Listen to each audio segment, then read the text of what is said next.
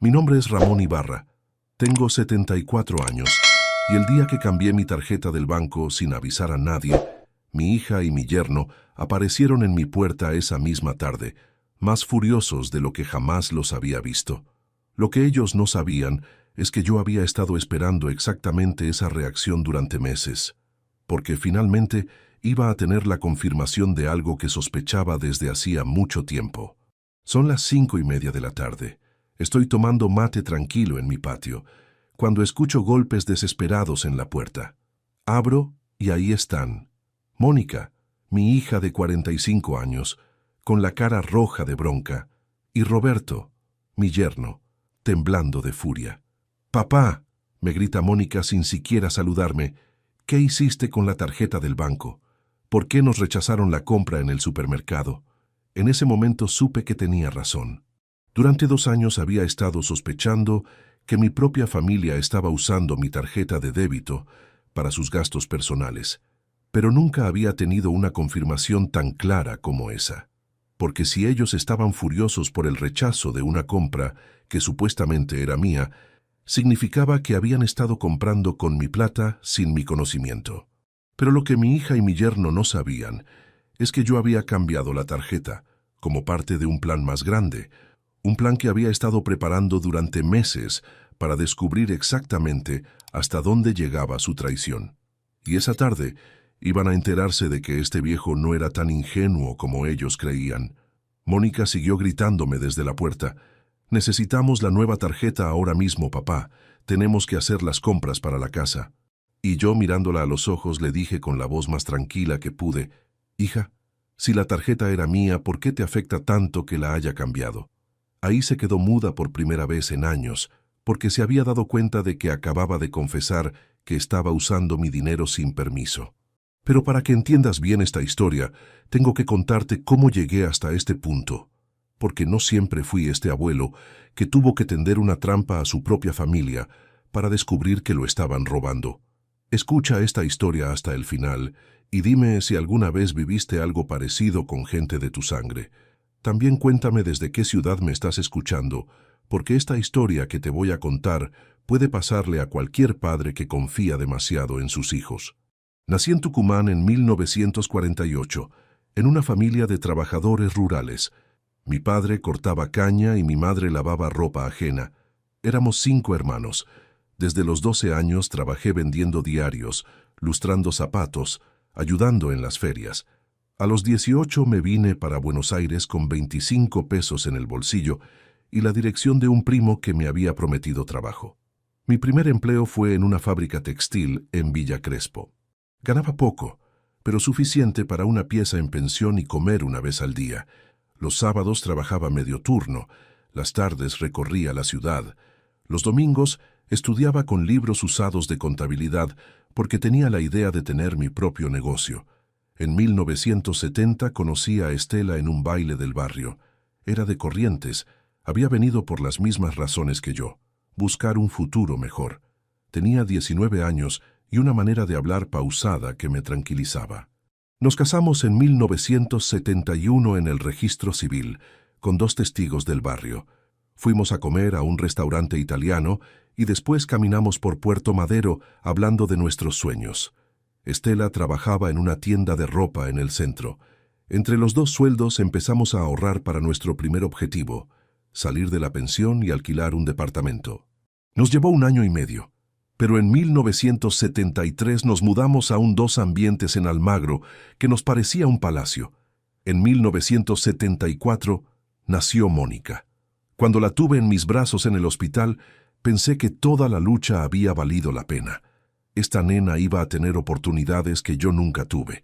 Iba a estudiar, iba a ser profesional, iba a vivir en un país donde ser pobre no fuera el destino inevitable. Estela y yo nos prometimos que íbamos a trabajar lo necesario para que nuestra hija nunca pasara las necesidades que habíamos pasado nosotros. Para esa época yo ya había cambiado de trabajo. Un compañero de la fábrica textil me había conseguido un puesto en una empresa de repuestos de autos. No ganaba mucho más, pero tenía posibilidades de hacer horas extras y comisiones por ventas. Trabajaba 12 horas por día, pero cada peso extra que ganaba lo guardaba religiosamente en una alcancía que teníamos en casa. Los primeros años de Mónica fueron hermosos. Era una nena inteligente, cariñosa, siempre sonriendo. Le gustaba que le leyera cuentos antes de dormir y me preguntaba cosas que a veces no sabía cómo responder. Papá, ¿por qué trabajas tanto? Papá, ¿cuándo vamos a tener auto como los vecinos? Papá, ¿por qué mamá llora a veces cuando piensa que no la veo? Estela lloraba porque los primeros años de matrimonio habían sido muy duros económicamente. Llegábamos justos a fin de mes, a veces teníamos que elegir entre comprar carne o pagar el gas, pero nunca nos quejábamos delante de Mónica. Queríamos que ella creciera sintiendo que todo era posible, que sus padres tenían la situación bajo control. En 1978, cuando Mónica tenía 4 años, compré una camioneta usada con nuestros ahorros y un préstamo bancario y empecé mi negocio de repuestos de autos. Era un riesgo enorme. Los primeros meses fueron terribles. Recorría talleres ofreciendo repuestos, pero la competencia era feroz. Muchas veces volvía sin vender nada, pero tenía algo que mis competidores no tenían: honestidad. Nunca vendía repuestos usados como nuevos, nunca prometía lo que no podía cumplir. Para 1980, ya tenía 5 empleados y un local en Villa Crespo. Estela manejaba la administración. Mónica crecía viendo todo ese sacrificio, ayudándome los sábados a ordenar repuestos pequeños. Le pagamos los mejores colegios que pudimos, clases particulares de inglés e informática, todo lo que considerábamos necesario para que tuviera un buen futuro. Cuando terminó el secundario, tenía las mejores notas de su promoción y varias opciones de universidades para elegir. Decidió estudiar administración de empresas porque quería, según sus palabras, modernizar el negocio familiar. Los años de universidad de Mónica fueron los mejores de nuestras vidas. El negocio iba bien, teníamos una casa propia que habíamos comprado en San Telmo, y nuestra hija estaba cumpliendo todos los sueños que habíamos tenido para ella. Los domingos almorzábamos los 3 juntos, y Mónica nos contaba lo que estaba aprendiendo, los proyectos que tenía para mejorar la empresa cuando se recibiera. En 1996, Mónica se recibió con las mejores calificaciones de su promoción. Estela y yo estábamos tan orgullosos que hicimos una fiesta para toda la familia y los amigos en un salón del barrio. Esa noche, mientras brindábamos con champán barato pero con corazones llenos de alegría, pensé que todos los sacrificios habían valido la pena.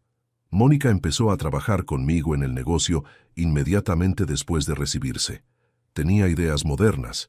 Quería implementar sistemas de computación, mejorar la atención al cliente, expandir a otros barrios. Al principio sus propuestas me parecían demasiado ambiciosas, pero de a poco me fui dando cuenta de que tenía razón en muchas cosas. Durante 5 años trabajamos juntos, y el negocio creció como nunca había crecido antes. Abrimos una sucursal en Flores, después otra en La Boca. Mónica manejaba la parte administrativa y comercial. Yo seguía ocupándome de las compras y las relaciones con los proveedores. Parecía el equipo perfecto, la experiencia del padre y el conocimiento moderno de la hija. En el año 2001, Mónica conoció a Roberto en un curso de especialización en marketing que estaba haciendo los fines de semana. Roberto tenía 32 años. Era contador público y trabajaba en una empresa multinacional. Parecía un buen muchacho, educado, con un futuro prometedor. Cuando me lo presentó, me dio buena impresión. Se casaron en el año 2002. Yo pagué toda la ceremonia, la fiesta, la luna de miel en Brasil, no porque me lo pidieran, sino porque quería que mi hija tuviera la boda que se merecía, la boda que Estela y yo no habíamos podido permitirnos 30 años atrás. Fueron 3 días de celebración que me costaron una fortuna, pero ver la felicidad de Mónica no tenía precio. Roberto se integró rápidamente a la familia y al negocio. Era inteligente, tenía conocimientos financieros que nos servían mucho, y propuso algunas mejoras en la estructura de costos que resultaron muy efectivas. Parecía genuinamente interesado en hacer crecer la empresa y en llevarse bien conmigo. En el año 2004, nacieron los mellizos, Joaquín y Luciana. Cuando los tuve en mis brazos en el hospital, sentí la misma emoción que había sentido cuando nació Mónica, pero multiplicada por 2. Estos chicos iban a tener aún más oportunidades que su madre. Iban a ser la tercera generación de la familia que crecía en un país de posibilidades infinitas. Estela se volvió loca de felicidad con los nietos. Todos los días iba a la casa de Mónica y Roberto a ayudar con los bebés. Les cocinaba, les hacía la limpieza, los cuidaba cuando ellos tenían que trabajar. Era la abuela perfecta, la que siempre había soñado ser. Los mellizos la adoraban y ella vivía para ellos. En el año 2006, cuando los mellizos tenían 2 años, pasó algo que cambió todo para siempre. Estela empezó a sentirse mal, cansada, sin apetito. Al principio pensamos que era el estrés de cuidar 2 chicos pequeños, pero cuando los síntomas no mejoraron, la llevé al médico. El diagnóstico fue devastador: cáncer de ovarios en estado avanzado. Los siguientes 2 años fueron una pesadilla. Estela luchó contra la enfermedad con una valentía que me partía el alma. La acompañé a todas las sesiones de quimioterapia, a todas las consultas médicas, a todos los estudios. Vendí la sucursal de La Boca para pagar los tratamientos más caros, los mejores especialistas, las medicaciones que la obra social no cubría. Mónica y Roberto nos acompañaron durante toda la enfermedad de Estela, pero de una manera extraña. Estaban presentes físicamente, pero emocionalmente parecían distantes. Roberto calculaba constantemente cuánto estaba gastando en los tratamientos. Me sugerían alternativas más baratas. Me decían que quizás era mejor no seguir invirtiendo tanto dinero en algo que podía no tener solución. Un día, mientras Estela estaba internada después de una sesión de quimioterapia muy fuerte, Roberto me llevó aparte y me dijo algo que jamás voy a olvidar. Ramón, sé que querés mucho a Estela, pero tenés que pensar también en el futuro de los chicos. No podés gastar toda la herencia en tratamientos que capaz no sirven de nada. La herencia. Mi mujer estaba luchando por su vida y mi yerno estaba preocupado por la herencia. Le dije que esas no eran conversaciones para tener mientras Estela estaba viva, que cuando llegara el momento ya veríamos qué pasaba con el dinero, pero a partir de esa charla empecé a ver a Roberto con otros ojos. Estela murió en abril del año 2008, un domingo a la madrugada. Yo estaba sosteniendo su mano cuando se fue. Sus últimas palabras fueron para pedirme que cuidara a los nietos, que me asegurara de que nunca les faltara nada. Le prometí que iba a cumplir su último pedido, sin saber que esa promesa me iba a meter en problemas que nunca imaginé. Después del funeral, la dinámica familiar cambió completamente. Mónica y Roberto empezaron a visitarme más seguido, pero no para acompañarme en el dolor, sino para hablar del futuro del negocio y de mis bienes. Papá, me decían, ahora que mamá ya no está, tenés que pensar en hacer algunos cambios.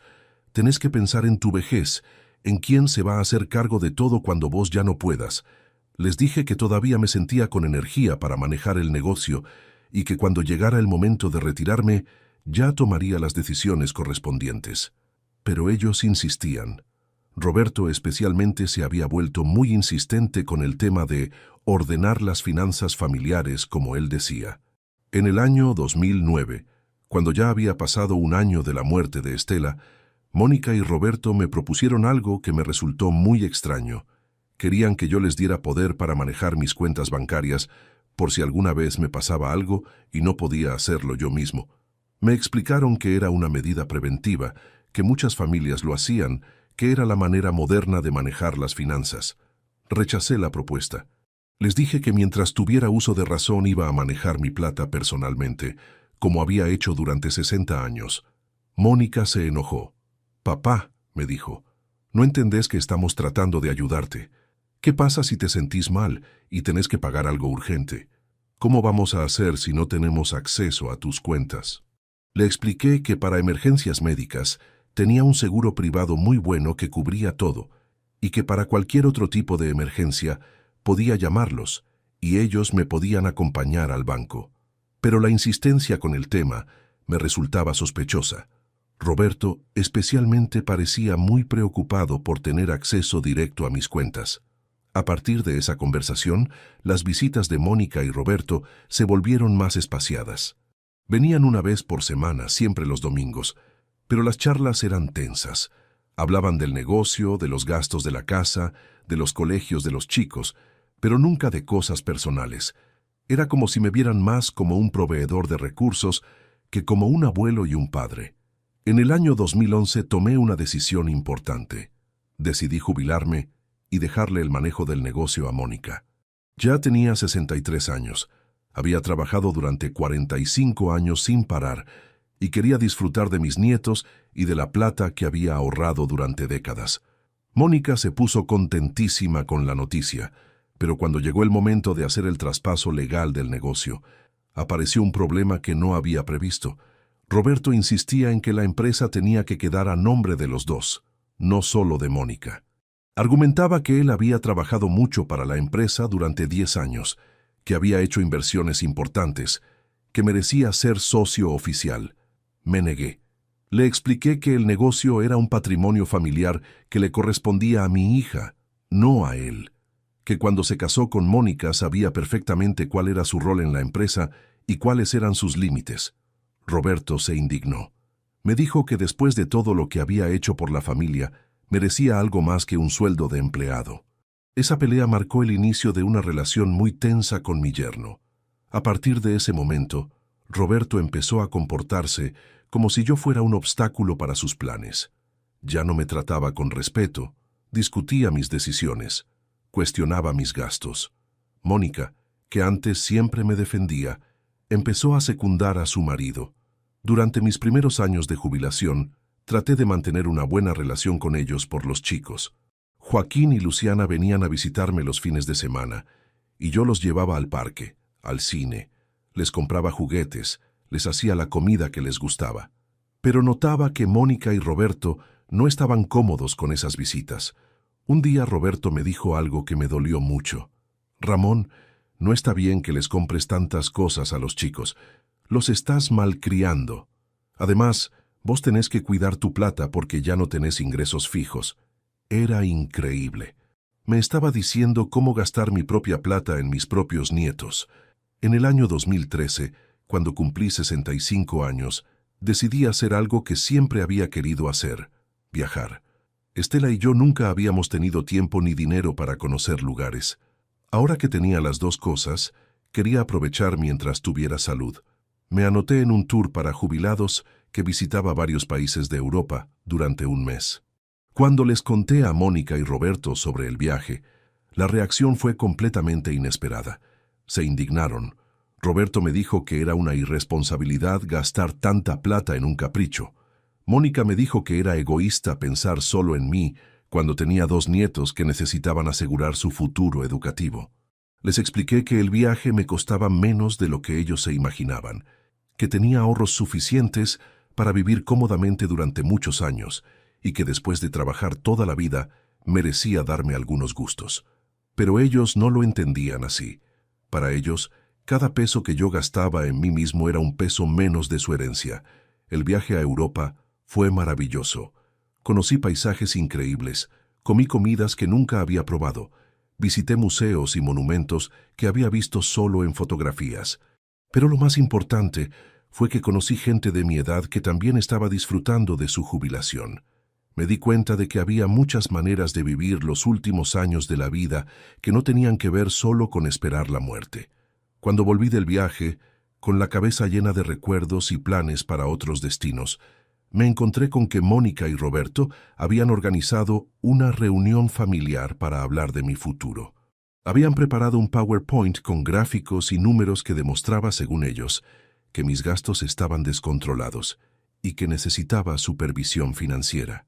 Roberto había calculado exactamente cuánto dinero tenía en el banco, cuánto gastaba por mes, cuánto me había costado el viaje, y había proyectado que al ritmo de gastos que llevaba, me iba a quedar sin ahorros en 10 años.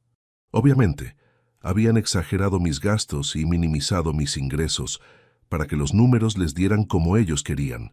Les dije que sus cálculos estaban equivocados, que yo manejaba muy bien mis finanzas, que tenía ahorros suficientes para vivir como quería durante muchos años, pero insistían en que necesitaba a alguien que me ayudara a administrar mejor el dinero. Y casualmente, ese alguien era Roberto, que era contador y tenía experiencia en finanzas. La presión para que les diera acceso a mis cuentas bancarias se volvió constante. Cada vez que nos veíamos, Roberto sacaba el tema de alguna manera, que si había pagado de más por algo, que si podía conseguirme mejores precios en algún servicio, que si conocía inversiones que me iban a dar mejor rentabilidad. Siempre terminaba con la misma propuesta: dame acceso a tus cuentas y yo me ocupo de optimizar tus finanzas. En el año 2015, cuando cumplí 67 años, decidí hacerme otro viaje, esta vez a Brasil con un grupo de amigos jubilados que había conocido en el viaje anterior. La reacción de Mónica y Roberto fue aún peor que la primera vez. Esta vez Roberto me dijo directamente que me estaba comportando como un viejo irresponsable que no pensaba en nadie más que en sí mismo. Mónica agregó algo que me dolió en el alma. Papá, mamá se debe estar revolcando en la tumba viendo cómo dilapidas el dinero que los dos juntaron con tanto sacrificio. Era una manipulación emocional cruel. Estaba usando la memoria de Estela para hacerme sentir culpable por gastar mi propia plata en cosas que me daban felicidad. Les respondí que Estela había trabajado duro para que yo tuviera una vejez tranquila, no para que me quedara encerrado en casa contando monedas. Que ella, que había sido una mujer inteligente y generosa, habría estado feliz de verme disfrutar de los frutos de nuestro trabajo, pero ellos no querían entender. El segundo viaje fue aún mejor que el primero. Brasil me encantó. Las playas, la música, la alegría de la gente, la sensación de libertad que da estar en un lugar nuevo. Conocí a una señora argentina muy simpática que se llamaba Carmen y que también estaba viajando sola. Tuvimos varias charlas muy lindas sobre la vida, los hijos, las expectativas que uno tiene y las que realmente se cumplen. Carmen me contó que ella también tenía problemas con sus hijos por el tema del dinero, que querían que ella se fuera a vivir con uno de ellos para ahorrar gastos, pero que en realidad lo que querían era controlar sus movimientos y asegurarse de que no gastara la herencia. Me dijo algo que me marcó. Los hijos a veces se olvidan de que los padres también tienen derecho a ser felices. Cuando volví de Brasil, la situación familiar había empeorado. Mónica y Roberto habían decidido que yo estaba pasando por una crisis de la mediana edad tardía y que necesitaba ayuda psicológica. Habían conseguido el teléfono de un geriatra que se especializaba en problemas de adaptación en adultos mayores. Les dije que no tenía ningún problema de adaptación, que estaba perfecto de la cabeza y que no pensaba ir a ningún psicólogo, pero ellos insistían. Roberto me explicó que muchas personas de mi edad pasaban por periodos de gastos compulsivos cuando se jubilaban y que era normal, pero que se podía tratar. Gastos compulsivos por viajar 2 veces en 3 años, por gastar mi propia plata en cosas que me daban placer después de 45 años trabajando como un animal. La manera en que habían redefinido mi comportamiento normal como síntoma de una enfermedad mental me pareció increíble. En el año 2016 pasó algo que cambió mi perspectiva sobre muchas cosas. Conocí a Tomás, un señor de mi edad que venía al mismo café que yo todas las mañanas. Tomás había sido comerciante toda la vida y tenía una historia muy parecida a la mía. Había trabajado duro, había ahorrado dinero, había educado a sus hijos y ahora esos hijos querían controlar cada peso que gastaba. Tomás me contó que sus hijos habían conseguido convencerlo de que les diera poder sobre sus cuentas bancarias por su propio bien, y que ahora tenía que pedirles permiso para comprar cualquier cosa que costara más de 100 pesos.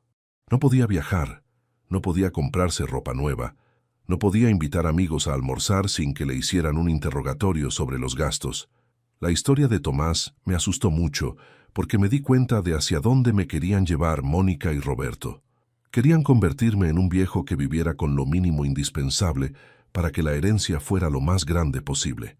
No les importaba mi felicidad, no les importaba mi calidad de vida, solo les importaba asegurarse de que cuando me muriera les quedara la mayor cantidad de dinero posible. Fue entonces cuando tomé una decisión que cambiaría todo el rumbo de esta historia. Decidí hacerles una prueba a mi hija y a mi yerno. Una prueba que me iba a confirmar definitivamente si mis sospechas eran ciertas o si yo me estaba volviendo paranoico en mis años de vejez. La prueba era muy simple. Durante 2 años, había notado que en mis resúmenes bancarios aparecían gastos que yo no recordaba haber hecho. Compras en supermercados, cargas de nafta, pagos en restaurantes. Cuando les preguntaba a Mónica y Roberto si sabían algo sobre esos gastos, siempre tenían explicaciones razonables. Mónica me decía que seguramente había ido al supermercado y se me había olvidado, que la edad a veces jugaba esas pasadas. Roberto agregaba que era normal que me confundiera con algunos gastos, que lo importante era que las cuentas estuvieran en orden. Pero yo empezaba a sospechar que esas compras las estaban haciendo ellos. Un día, mientras revisaba mis papeles, me di cuenta de que mi tarjeta de débito tenía un pequeño rayón que yo no recordaba haber hecho. Era un rayón muy sutil, pero estaba ahí. También noté que la tarjeta a veces aparecía en mi billetera en una posición diferente a como yo la dejaba. Pequeños detalles que individualmente no significaban nada, pero que juntos empezaban a formar un patrón sospechoso. Decidí hacer un experimento.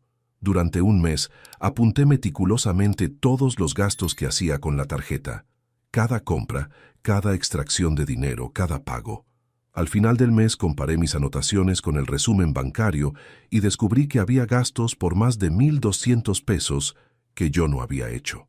Cuando les mostré la diferencia a Mónica y Roberto, se pusieron muy nerviosos. Roberto me dijo que seguramente me había olvidado de anotar algunos gastos, que era imposible que hubiera una diferencia tan grande. Mónica agregó que capaz alguien había clonado mi tarjeta, que teníamos que hacer la denuncia en el banco inmediatamente.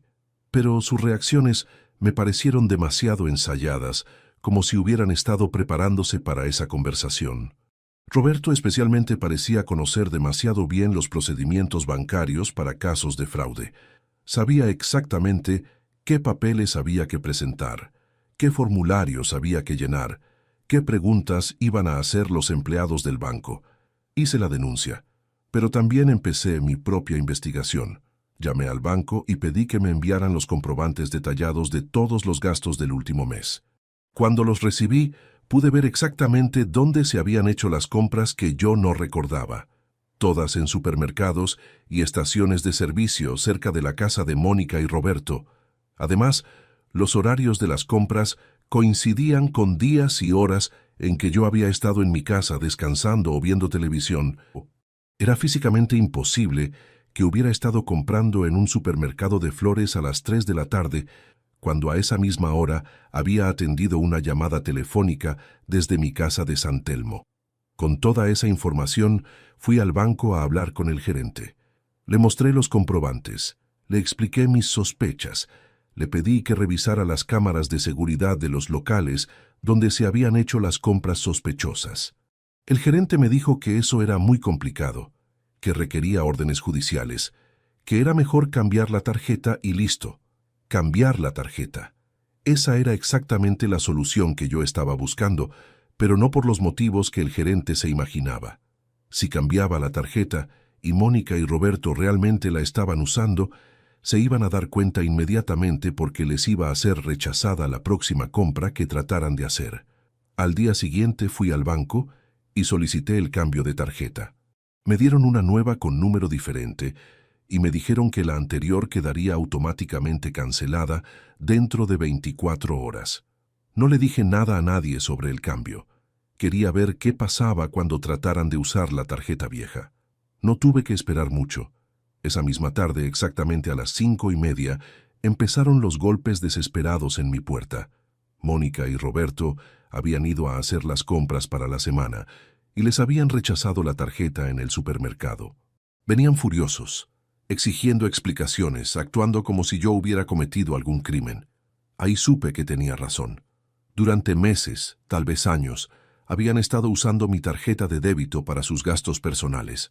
Habían estado robándome de manera sistemática, aprovechándose de que yo confiaba en ellos y no revisaba minuciosamente todos mis gastos. Pero además de confirmar mis sospechas sobre el robo, esa tarde también me dio información sobre algo aún peor. La manera en que Mónica y Roberto reaccionaron cuando les pregunté por qué les importaba tanto que yo hubiera cambiado mi tarjeta, me demostró que me veían como una fuente de dinero, no como una persona con derechos. Mónica me gritó que yo no tenía derecho a tomar decisiones importantes sin consultarles, que ellos eran mi familia y que merecían saber todo lo que pasaba con mis finanzas. Roberto agregó que a mi edad ya no se podía confiar en mis criterios, que necesitaba supervisión constante para no hacer locuras. Les dije con la voz más tranquila que pude que la tarjeta era mía, que el dinero era mío, que yo podía cambiar lo que se me diera la gana sin pedirle permiso a nadie. Mónica se puso histérica. «Papá», gritaba, «nosotros dependemos de vos para los gastos de la casa. No podés cambiar las cosas de un día para el otro sin avisar. Dependemos de vos para los gastos de la casa». Ahí estaba la confesión completa.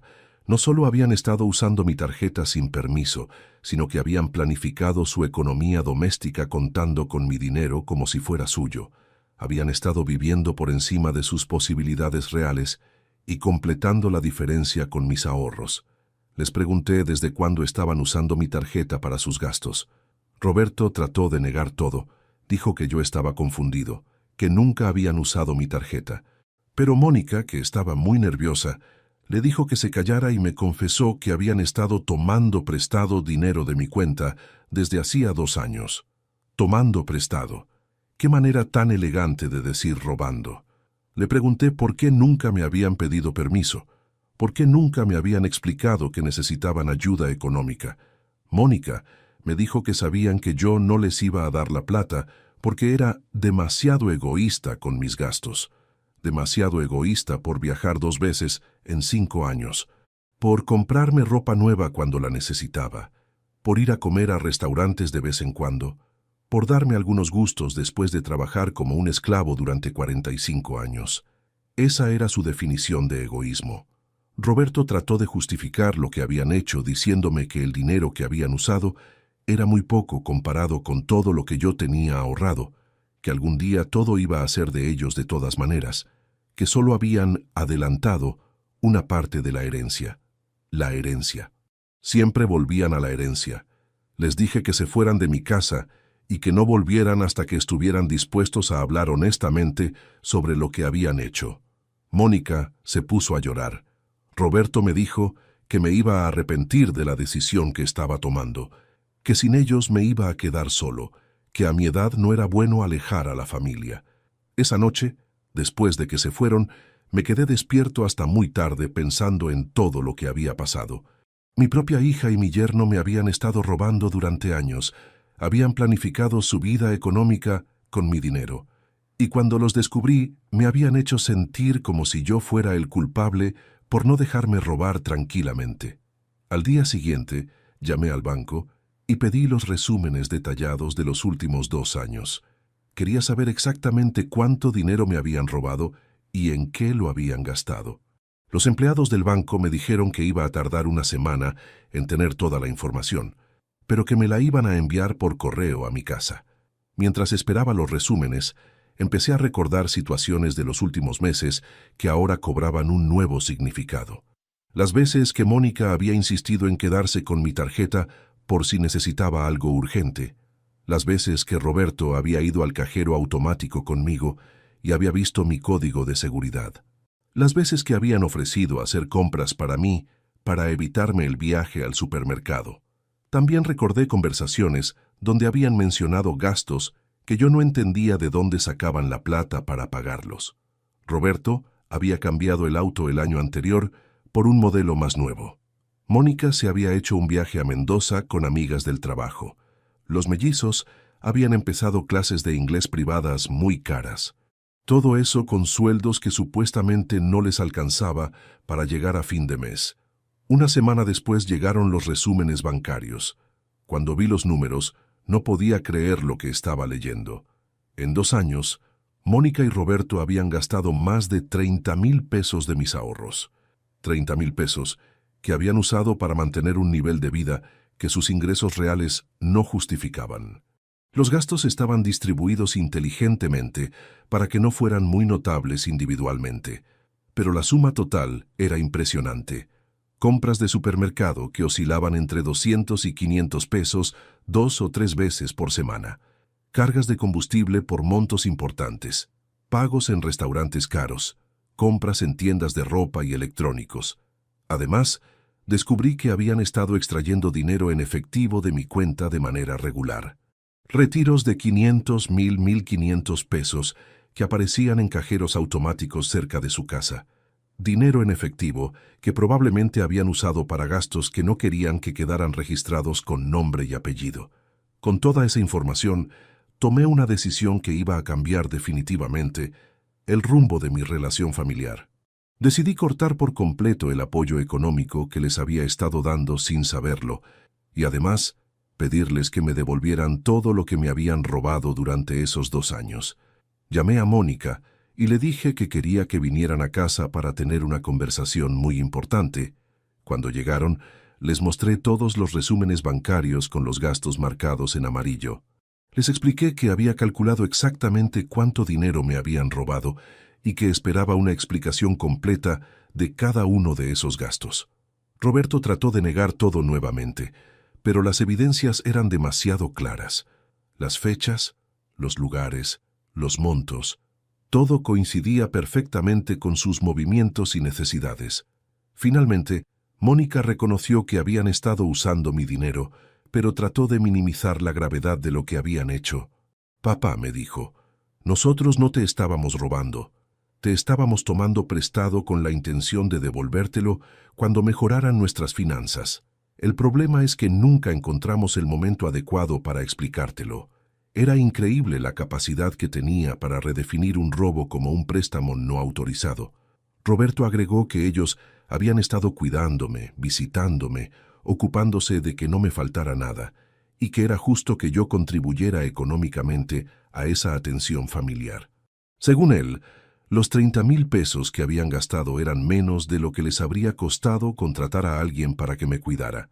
Les dije que nadie me había pedido que me cuidaran, que yo me sentía perfectamente capaz de cuidarme solo, y que si ellos habían decidido hacerse cargo de cosas que yo no les había solicitado, eso no les daba derecho a cobrarme por servicios no pedidos. Además, les expliqué que si necesitaban ayuda económica, podían habérmela pedido honestamente, en lugar de robarme. Mónica se puso a llorar y me dijo que tenían vergüenza de pedirme ayuda, porque sabían que yo iba a criticar sus gastos, que iba a querer controlar en qué gastaban la plata, que iba a hacerlos sentir como unos fracasados por no poder mantenerse solos. Vergüenza por pedir, pero no vergüenza por robar. Les propuse un plan para resolver la situación. Iban a devolverme los 30,000 pesos en cuotas mensuales durante 2 años. Además, si realmente necesitaban ayuda económica, podíamos hablar honestamente sobre qué tipo de ayuda yo estaba dispuesto a darles y bajo qué condiciones. Pero todo tenía que ser transparente, con acuerdos claros y respeto mutuo. Roberto se indignó con la propuesta. Me dijo que era imposible que devolvieran esa plata porque no la tenían, que ya la habían gastado en cosas necesarias para la familia. Mónica agregó que era injusto que yo les cobrara por dinero que algún día iba a ser de ellos de todas maneras cuando yo me muriera. Ahí terminé la conversación. Les dije que si no estaban dispuestos a reconocer la gravedad de lo que habían hecho, a disculparse genuinamente y a reparar el daño, entonces no tenía sentido seguir hablando. Se fueron de mi casa diciendo que yo era un viejo amargado que prefería el dinero antes que su propia familia. Durante los siguientes 6 meses no tuvimos contacto. Mónica no me llamaba, Roberto no venía a visitarme, los mellizos no aparecían por casa los fines de semana. Había logrado mi objetivo de cortar la dependencia económica que habían desarrollado conmigo, pero también había perdido el contacto con mi familia. Al principio extrañé mucho a mis nietos. Joaquín y Luciana habían sido una parte muy importante de mi vida durante los últimos años y de repente habían desaparecido por completo. Llamaba a Mónica para preguntarle si podía ver a los chicos, pero siempre tenía excusas. Que estaban ocupados con el colegio, que tenían compromisos familiares, que preferían no venir hasta que se arreglara el problema con el abuelo. Pero de a poco me fui dando cuenta de que mi vida sin esa tensión constante era mucho más tranquila. No tenía que estar controlando constantemente mis gastos para ver si alguien me estaba robando. No tenía que escuchar reproches por cada peso que gastaba en mí mismo.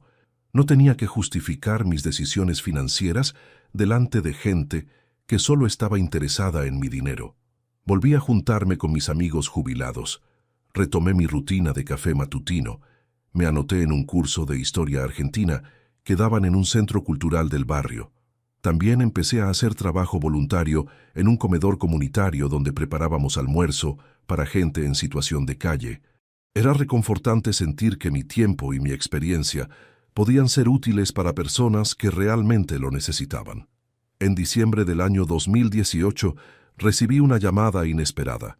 Era Joaquín, mi nieto, que para entonces tenía 14 años. Me había conseguido mi número de teléfono y me llamaba desde el celular de un amigo porque en su casa le habían prohibido contactarse conmigo. «Abuelo», me dijo con una voz que me partió el corazón, «te extraño mucho. ¿Por qué no venís más a casa?». Le expliqué con palabras que pudiera entender que había tenido una pelea muy grande con sus padres por un tema de dinero, pero que eso no tenía nada que ver con el cariño que yo le tenía a él y a su hermana. Le dije que cuando fuera un poco más grande, iba a poder entender mejor todo lo que había pasado. Joaquín me contó que en su casa hablaban mal de mí constantemente, que le habían dicho que yo era un viejo egoísta que no quería ayudar a la familia.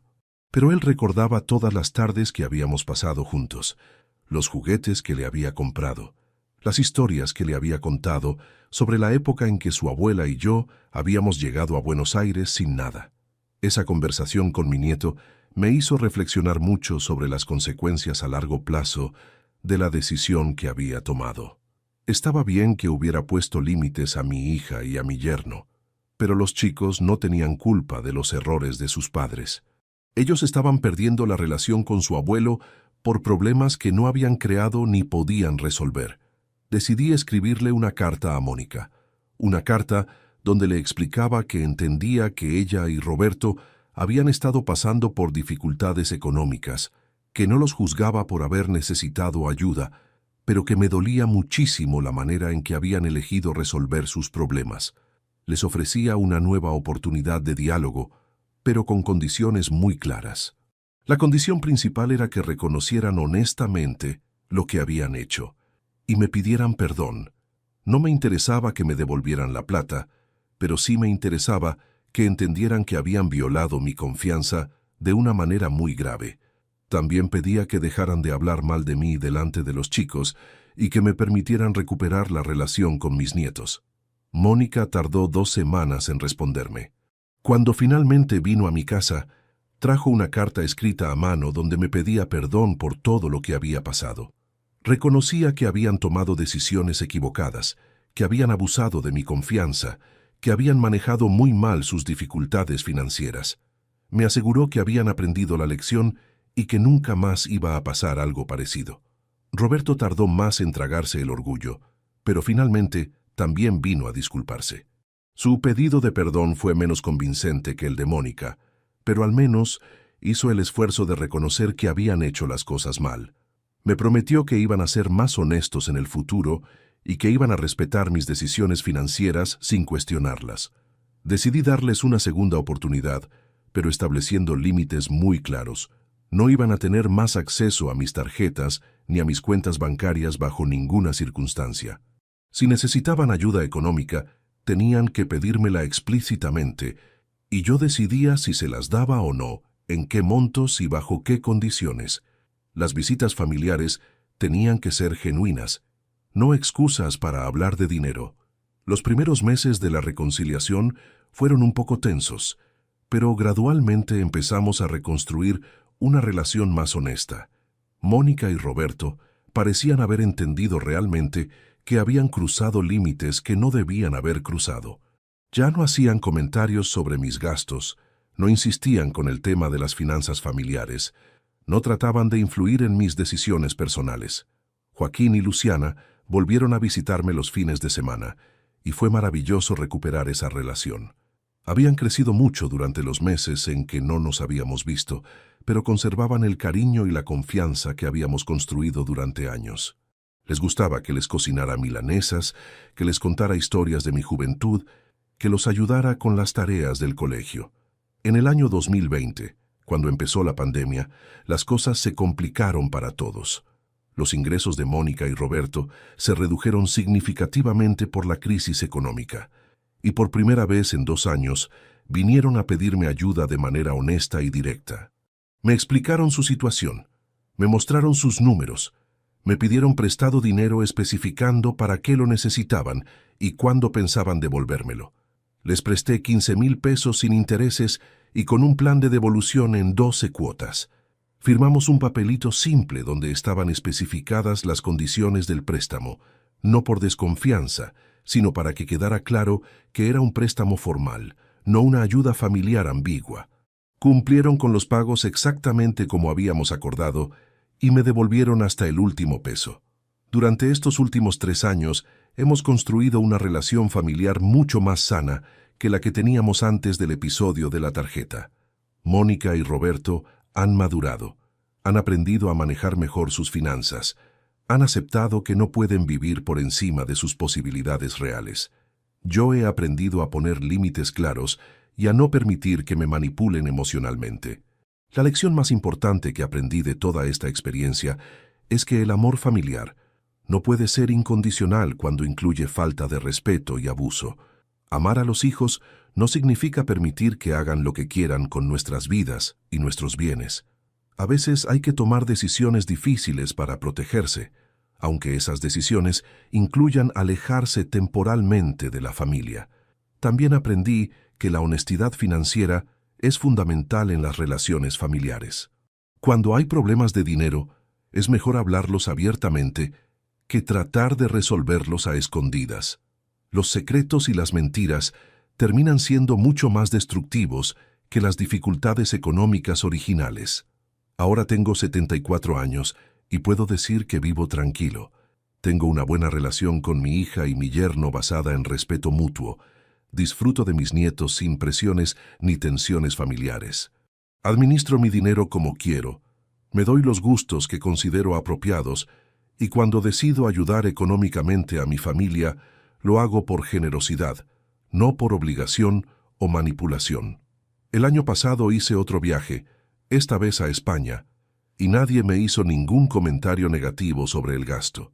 Mónica hasta me ayudó a armar el itinerario y Roberto me aconsejó sobre cambios de moneda. Fue muy lindo sentir que podía compartir mi felicidad con ellos sin que me juzgaran o me hicieran sentir culpable. También he pensado mucho en el tema de la herencia. Decidí hacer un testamento claro especificando qué va a recibir cada uno. Mónica y Roberto van a heredar lo que corresponde, pero también dejé donaciones para el comedor comunitario y una fundación de adultos mayores. Quiero que mi dinero sirva para hacer el bien, no solo para que mis descendientes vivan sin trabajar. Parte va a mis nietos en un fideicomiso que solo podrán usar cuando cumplan 25 años, terminen sus estudios y tengan trabajo estable. Y vos que me escuchaste hasta acá, quiero preguntarte, ¿qué habrías hecho cuando descubriste que tu familia te robaba? ¿Habrías perdonado como hice yo o cortado para siempre? Cuéntame desde qué ciudad me estás escuchando y si tuviste problemas parecidos. Estas historias son más comunes de lo que pensamos. Los problemas de dinero entre padres e hijos, las manipulaciones, los abusos de confianza disfrazados de amor familiar. Lo importante es recordar que todos tenemos derecho a poner límites y ser respetados. El amor verdadero se demuestra con respeto y honestidad, no aprovechándose de la generosidad ajena. A veces hay que tomar decisiones dolorosas, como cambiar una tarjeta sin avisar. Pero esas decisiones pueden ser el primer paso para construir relaciones más sanas. Y eso vale más que evitar gritos en tu puerta.